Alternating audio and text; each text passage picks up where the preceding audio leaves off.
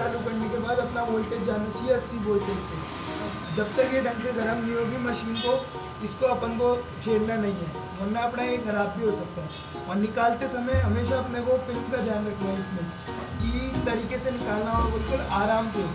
अपने को झुका देना है नीचे की तरफ, ऊपर की तरफ दोगे तो टूटने का डर रहता है। और इस पर ही अपने इससे आराम से चिपक जाएगी और बिल्कुल आराम से निकालना है, बिल्कुल आराम से। जल्दी नहीं करनी है वरना अपनी टूट जाएगी। और फिल्म का ध्यान रखना है बिल्कुल कि फिल्म टूटनी नहीं चाहिए। अपनी फिल्म टूट गई तो अपनी पूरी डिस्प्ले खराब हो जाएगी। आराम से, बिल्कुल आराम से निकालना।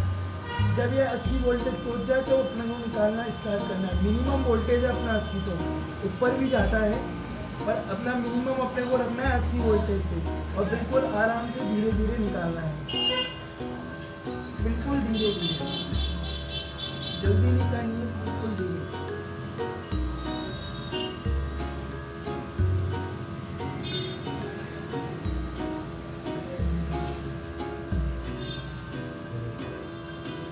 बिल्कुल धीरे। ये अपनी हो गई डिस्प्ले अलग। अब इसको अलग करने के बाद भी ये डिस्प्ले पे जो अलग करने के बाद मशीन को भी ऑफ करना पड़ता है, हाँ। जिससे मशीन फूके नहीं।